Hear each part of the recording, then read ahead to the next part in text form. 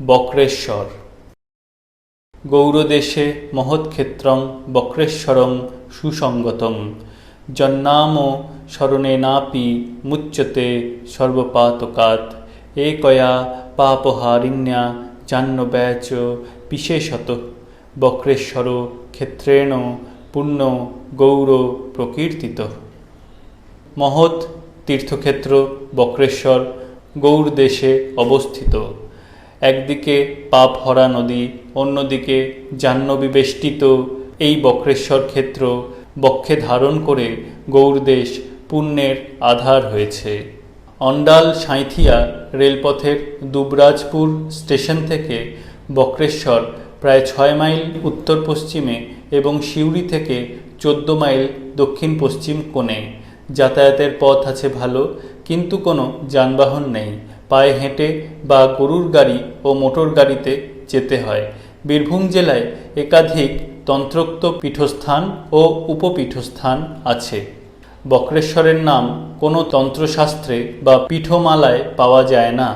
না পাওয়া গেলেও বীরভূমের বা বাংলাদেশের শৈব তীর্থের মধ্যে বক্রেশ্বর অন্যতম।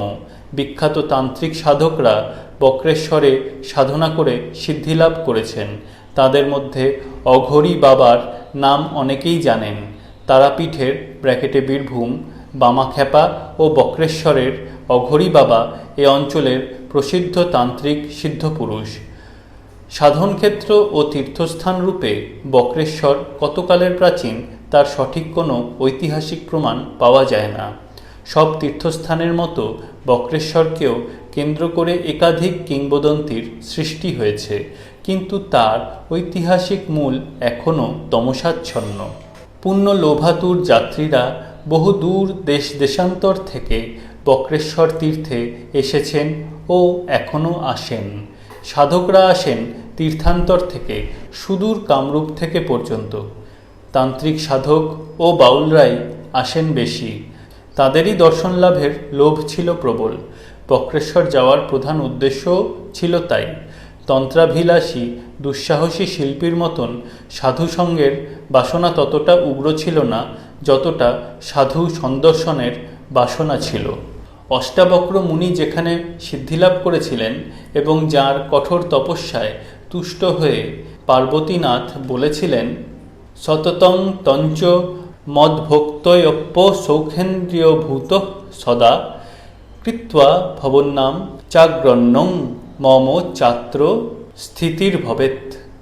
অদ্যাবধি তোমরা পূজার পর ভক্তরা আমার অর্চনা করবে এবং তোমার নামেই আমার স্থিতি হবে এবং ইদানিং সিদ্ধপীঠস্তু লোকে খ্যাত ভবিষ্যতি।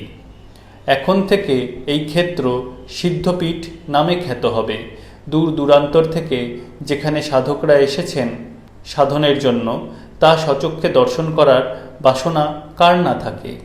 দূর থেকে বক্রেশ্বর যখন দৃষ্টিপথে ভেসে উঠল, তখন মনে হলো যেন বক্রেশ্বর দেবতাদের গ্রাম, মানুষের গ্রাম নয়। মানুষের গ্রাম দেখতে অভ্যস্ত, দেবতাদের গ্রাম দেখিনি। মানুষের গ্রামে দেখেছি মানুষের বসতবাড়ি ও পর্ণকুটিরের সমাবেশ, তার মধ্যে হয়তো কোনো দেবালয়ে দেবতা বিরাজ করেন। বক্রেশ্বরে দেখলাম ঠিক তার বিপরীত দৃশ্য। অসংখ্য দেবালয়ে দেবতারা বিরাজ করছেন, লোকালয় নেই কোথাও। দেবতা আছেন, মানুষ নেই। দেবালয় আছে, লোকালয় নেই। এরকম বিচিত্র স্থান তা সে যত বড় তীর্থস্থানই হোক না কেন সচরাচর দেখা যায় না। সেবায়েত আছেন, পূজারী আছেন, পাণ্ডারা আছেন, দোকানিরা আছেন, তীর্থযাত্রীরা আছেন, দূরে ইতস্তত বিক্ষিপ্ত লোকালয়ে লোকও আছেন, কিন্তু সকলেই আছেন দেবতাদের প্রয়োজনে। সুতরাং বক্রেশ্বর দেবগ্রাম ছাড়া কি? মানুষের গ্রামে দেবতা থাকেন মানুষের প্রয়োজনে। দেবগ্রাম বক্রেশ্বরে মানুষের বসবাস দেবতার প্রয়োজনে। সবচেয়ে আশ্চর্য হল, কুটির ও মনুষ্যালয়ের সংখ্যার চেয়ে বক্রেশ্বরে দেবালয়ের সংখ্যা বেশি। দূর থেকে দেখলে দেবালয় গ্রাম ছাড়া আর কিছু মনে হতে পারে না। বিচিত্র দৃশ্য, আর কোথাও দেখিনি এখনো। দূর থেকে দেখেই রোমাঞ্চ যে হয়নি এমন কথা বলবো না। অসংখ্য মন্দিরের এরকম একত্র সমাবেশ এমনিতেই রোমাঞ্চিত করে তোলে। অধিকাংশই খাঁটি চারচালা বাংলা মন্দির, গ্রামের শিব মন্দিরের মতন। বাহুল্য নেই, আড়ম্বর নেই, কিন্তু দেবালয়ের চালের বঙ্কিম রেখাগুলি বীরভূমের মনুষ্যালয়ের মতন সুস্পষ্ট।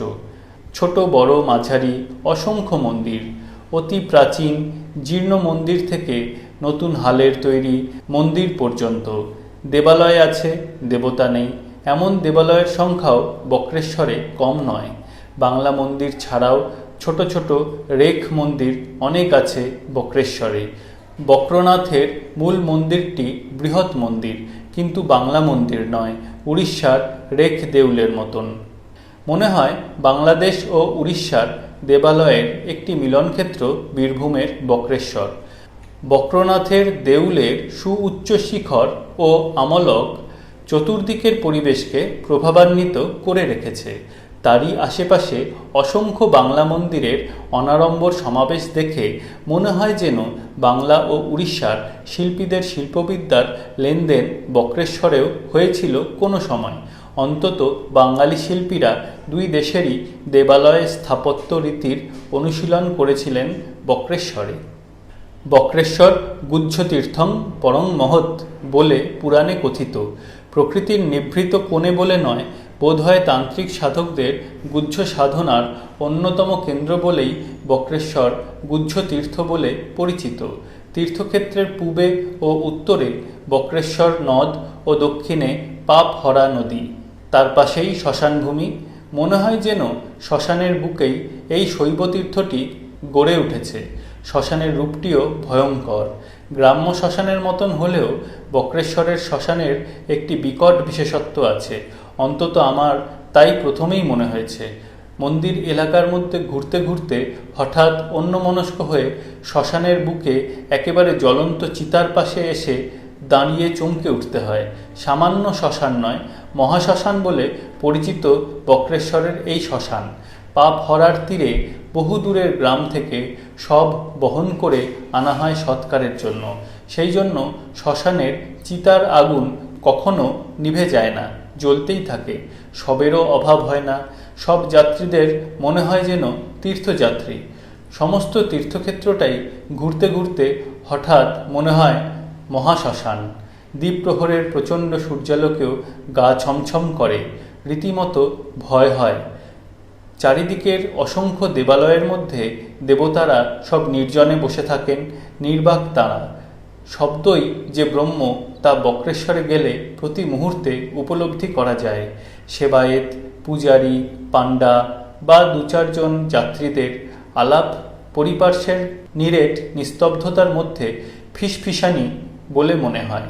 পূর্ব দিকে বনভূমি তাকে আরও রহস্যময় করে তোলে। একমাত্র শিবাধ্বনি বা শকুনের কুৎসিত আর্তনাদ ছাড়া শব্দ ব্রহ্মের কোনো পরিচয় কানের ভিতর দিয়ে মর্মে প্রবেশ করে না। এমনকি কোনো এক নির্জন নিভৃত কোণের জীর্ণ দেবালয়ের গায়ে হেলান দিয়ে বসে ভ্রাম্যমান যাযাবর কোনো পথশ্রান্ত বাউল যখন তার সঙ্গিনীকে নিয়ে একতারা বাজিয়ে দ্বৈত সঙ্গীত গায়, তখনও তা নিঃশব্দতার ঐকতান বলে মনে হয়। দিনের আলোয় দ্বীপ্রহরেই যে বক্রেশ্বরের এই মূর্তি, জানি না গভীর রাতে আজও সে কি মূর্তি ধারণ করে। শব্দব্রহ্মের সবচেয়ে বড় পরিচয় শিবাধ্বনি ছাড়াও সব যাত্রীদের হরিধ্বনি। তারই সঙ্গে সুর মিলিয়ে দেবালয়ের একোণ সেকোণ থেকে হাই তুলে দু চারজন জট জুটধারী সাধু শিব শঙ্কর ধ্বনি দিয়ে ওঠেন। পাপহরার তীরে মহাশ্মশানে সব যাত্রীদের গুঞ্জনধ্বনি শোনা যায়। শ্মশানের দৃশ্য দেখা যায় না। আশ্চর্যভাবে আত্মসমাহিত যদি কেউ হতে পারেন, তাহলে তীরে দাঁড়িয়ে সে দৃশ্য দেখতে পারেন। উপুর করে, চিৎ করে, উব্দ পাবদা করে শবদাহ করা হচ্ছে। মধ্যে মধ্যে বংশদণ্ডের প্রচণ্ড আঘাতে নারকেলের খোল ফাটার মতন মাথার খুলি ফাটার শব্দ হচ্ছে। দেখার মতন দৃশ্য নয়, শোনার মতন শব্দও নয়। সাধুসঙ্গ লোভাতুর তন্ত্রাভিলাষীদেরও যে রীতিমতো হৃৎকম্প হয়েছে তা তাঁরা স্বীকার করেছেন। হৃৎকম্প হতো না শুধু তন্ত্রসিদ্ধ সাধকদের। মহাশ্মশানের মহান নিস্তব্ধতার মধ্যে বক্রেশ্বর ক্ষেত্রে তান্ত্রিক সাধকরা কঠোর গুহ্য সাধনা করেছেন এবং সমস্ত রকমের ভয় ভাবনা লোভ জয় করে সিদ্ধপুরুষ হয়েছেন। শ্মশানের উপরেই ছিল বিখ্যাত তান্ত্রিক সিদ্ধপুরুষ অঘরী বাবার আস্তানা। এখন আর অঘরী বাবা জীবিত নেই, তার কোনো উত্তর সাধকও কেউ নেই বক্রেশ্বরে। অনেক খোঁজ খবর করেও কোনো তান্ত্রিক সাধকের সন্ধান পায়নি বক্রেশ্বরে। সেবায়েত ভোলানাথ চক্রবর্তী মশাই বললেন যে আগেকার সেই সাধকদের মতন এখন আর কোনো সাধক নেই। ক্বচিৎ কখনো দু একজন সাধক ভিন্ন স্থান থেকে বক্রেশ্বরে আসেন, এখন হয়তো 2-4-10 দিন থাকেন, তারপর আবার চলে যান। অঘরী বাবা ছাড়াও প্রমোদ চক্রবর্তী নামে আর একজন তান্ত্রিক সাধক বক্রেশ্বরে তন্ত্র সাধনা করেছিলেন, তাঁর সমাধি রয়েছে। অঘরী বাবাও আজ সমাধিস্থ হয়েছেন এবং তাঁর সমাধিটি রয়েছে একেবারে শ্মশানের মধ্যে। সাধারণত ওই স্থানটিতেই নাকি তিনি থাকতেন, সাধনা করতেন ও গভীর রাতে চক্রে বসতেন। তন্ত্র ও মন্ত্রের যুগ নিঃসন্দেহে আজ অস্ত গেছে, তবুও আজও কত কথা উপকথা, কত কাহিনী কিংবদন্তি না বীরভূমের একাধিক সিদ্ধ পীঠস্থানের সাধকদের কেন্দ্র করে রচিত হচ্ছে। তান্ত্রিক সাধনা ও সাধক পুরুষদের রোমাঞ্চকর সব অবিশ্বাস্য কাহিনী যদি কেউ শুনতে চান, বীরভূমের বিখ্যাত পীঠস্থানগুলিতে যাবেন। সাধকরা প্রায় নেই বললেই চলে, কিন্তু সাধনার ঐতিহ্য আজও জাগ্রত রয়েছে লোকের মুখে মুখে অজস্র কিংবদন্তি ও কাহিনীর মধ্যে। বামাখ্যাপার কাহিনী, অঘরী বাবার কাহিনী ইত্যাদি তার দৃষ্টান্ত। অঘরী বাবার কত কাহিনী যে শোনা যায় তার ইয়ত্তা নেই। তন্ত্রাভিলাষী সাধুসঙ্গ রচয়িতার বিবরণের মধ্যে প্রত্যক্ষদর্শী শিল্পীর স্পর্শ তাকে আরও যেন জীবন্ত করে তুলেছে। পাপ হরার শ্মশানেই অঘরী বাবা থাকতেন, সব সাধনা করতেন, চক্রে বসতেন তিনি গভীর রাতে, মৃতের মাথার খুলিতে কারণ পান করতেন এবং মধ্যে মধ্যে ভক্ষণ করতেন সদ্যদগ্ধ শবের বিস্ফারিত মস্তিষ্ক প্রসূত উত্তপ্ত ঘিলু। ঝড় বিদ্যুতে বর্ষার রাতে যখন তিনি তাঁর চামুণ্ডাদের নিয়ে চক্রে বসতেন, তখন উপস্থিত ভৈরব ভৈরবীরা বিবস্ত্র হয়ে সবাসনে বসে কারণবাড়ি পান করে এক ভয়ঙ্কর পরিবেশের সৃষ্টি করত।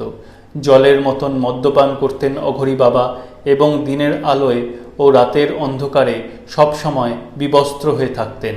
দূর দূরান্তর থেকে আরও অনেক সাধক ও ভৈরব ভৈরবীদের সমাগম হতো বক্রেশ্বরে। এখন অঘরী বাবাও নেই, তাঁর সেই সাধনার কোনো রেশ পর্যন্ত নেই। পরিবেশ, কিংবদন্তি ও ঐতিহ্যের মধ্যে কেবল অশরীরী স্মৃতিটুকু রয়েছে। শৈবতীর্থে শক্তিও বিরাজ করেন। বক্রেশ্বরেও দেবী মহিষমর্দিনী আছেন। পীঠমালাতন্ত্রে তাঁর বর্ণনাও আছে।